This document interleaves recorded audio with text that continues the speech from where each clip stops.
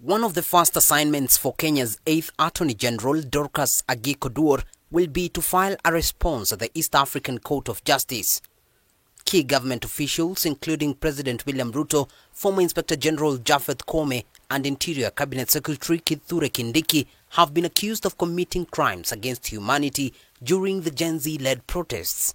The case was filed on Friday at the Arusha court by Bunge la Mwananchi leadership, seeking justice for victims of police brutality. The court has given the Kenyan government 45 days to respond. I'm yet to check on my desk, but whatever is required of me as the Attorney General of Kenya, I will do it. And whatever I do, just be assured that it will be in the public interest. Speaking at an open day at Sharia House, Dorcas Oduor emphasized her strategic plan to provide timely legal advice to the government.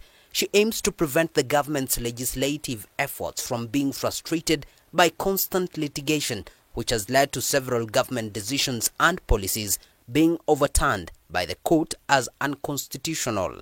And we also hope that we'll be able to advise the government on time. Cases which are not viable through the system, we will have other ways of dealing with them, especially ADR, so that we don't spend a lot of money solving them after they've been thrown out or processed through the court system. The law requires that we obey court orders. As and when an occasion arises, I will urge everybody, not only the executive, everybody and all of us, to obey court orders. If we find that they are difficult to satisfy, we have an opportunity where we can still go back to court to ask them to review. Oduor further pledged to address the backlog of cases involving her office. She acknowledged that these cases often take too long to conclude, attributing these to systemic issues that have persisted over time. We are going to have a strategic litigation division. And this strategic litigation division is supposed to uptake cases that touch on national security, stability, and economic development. They are supposed to bring some consistency in the way we defend the government.